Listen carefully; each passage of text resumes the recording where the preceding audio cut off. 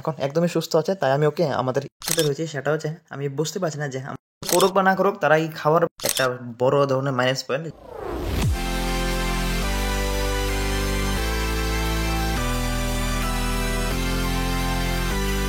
High, আমি বিপ্লব। তো আজকে সকাল সকাল চলে এলাম নতুন একটা দিনে নতুন একটা ব্লগ নিয়ে। তো চলো ব্লগটা শুরু করি। আর আজকের ব্লগে আমি তোমাদের দেখাবো যে এই কেজ সিস্টেমে পালার মানে পায়রা বা বার্ডস পালার একটা বড় ধরনের মাইনাস পয়েন্ট, যেটা আমি ডেলি ফেস করছি আর কি। তো ওই জিনিসটা তোমাদেরকে আজকে শেয়ার করবো। তো চলো শুরু করি।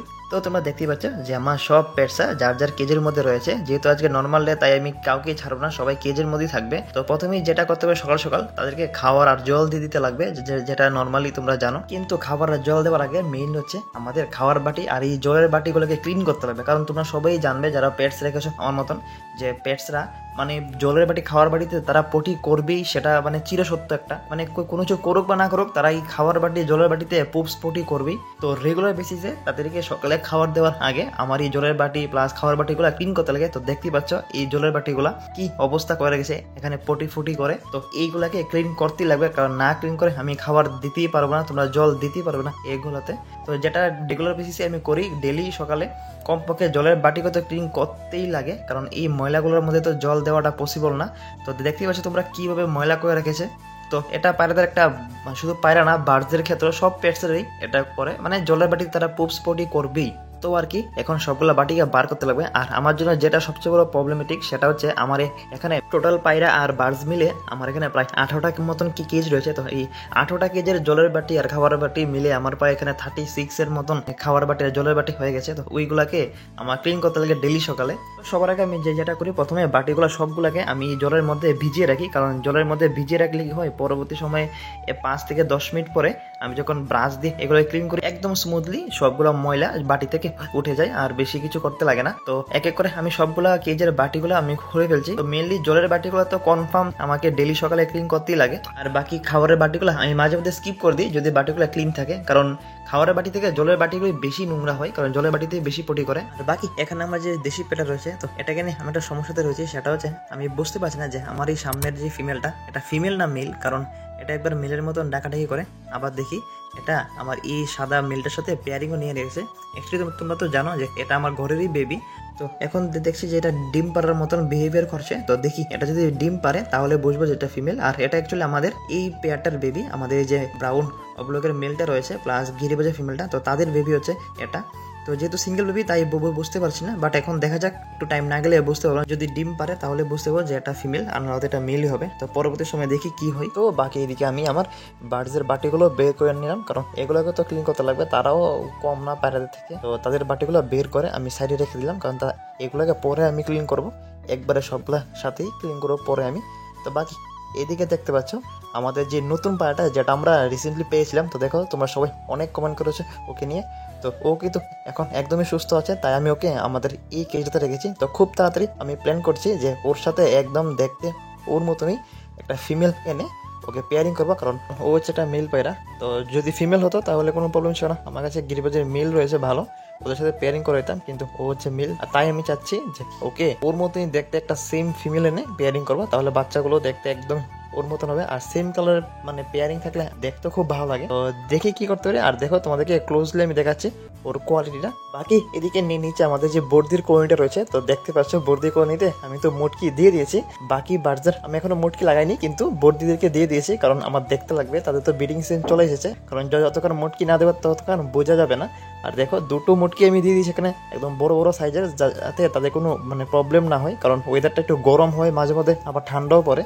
তো মোটকে একটু বড় থাকলে গরমে কোনো প্রবলেম হবে না। তো দেখি এবার তারা কার সাথে কে পেয়ারিং নেই। তো বাকি আমি এদিকে তাড়াতাড়ি করে বাকি যে কেজগুলোর মধ্যে বাটিগুলো রয়েছে ওইগুলো বের করে নিয়েছিলাম, কারণ অনেকটা টাইম হয়ে গেছে কথা বলতে বলতে। তো এগুলোকে তাড়াতাড়ি ক্লিন করে জলটা তো দিতে লাগবে। এদিকে দেখতে পাচ্ছি সবগুলো বাটিকে আমি অলরেডি জলের মধ্যে ভিজিয়ে দিয়েছি। তো এখন টাইম হচ্ছে এগুলোকে তাড়াতাড়ি করে ক্লিন করার। 2000 years later.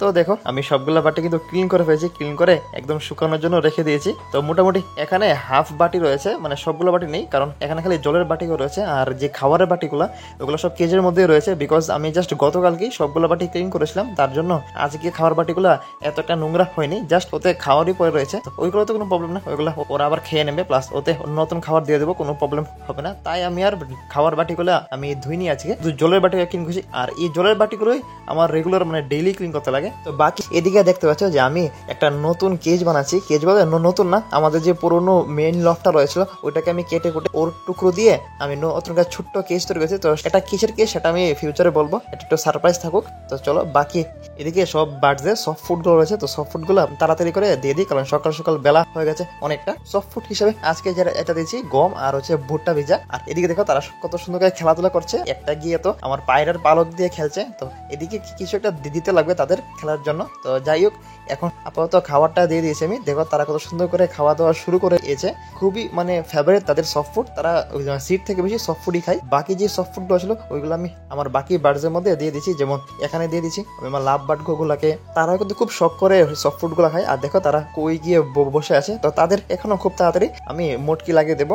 আর জাস্ট রয়েছে এখন বাকি আমাদের বর্দিগুলো, তো বর্দিগুলোদেরও বাকি সফট ফুড দিয়ে দিলাম। আর বর্দিগুলো দেখো দিতে না দিতে একদম একদম চলে এসেছে খাওয়ার জন্য। তো বাকি এবার হচ্ছে আমাদের পায়রাদের টাইম। তো পায়রাদেরকে আজকে আমি দিচ্ছি গম আর চাল। তো আজকে স্পেশালি চালটা এড করেছি, কারণ তাদেরকে অনেকদিন ধরে রেগুলারলি গম খাওয়াচ্ছি, তো চালটা হাতে থাকলে তাদের ভালো লাগবে, কারণ এরকম একটু চেঞ্জ করে খাবারটা দিলে তারা খুব শখ করে খায়, খুব ভালোভাবে খাই, কোনো খাবার ওয়েস্ট করে না। তো তাই আর কি দিয়ে দিয়েছি। আর দেখো সবগুলোকে আমি দিয়েছি, আর সবাই কিন্তু আর ওয়েট করছে না, একদম সঙ্গে সঙ্গে খাওয়া শুরু করে দিয়েছে। তো সবাইকে খাবার দেওয়ার শেষে এখন টাইম হচ্ছে তাদেরকে জল দেওয়ার। আর আজকে আমি ভাবছি জলের সাথে দেবো অস্টোবেট, মানে মাল্টিভিটামিন আর ক্যালসিয়াম, তোমরা তো জানোই এটা আমি রেগুলারলি ইউজ করি।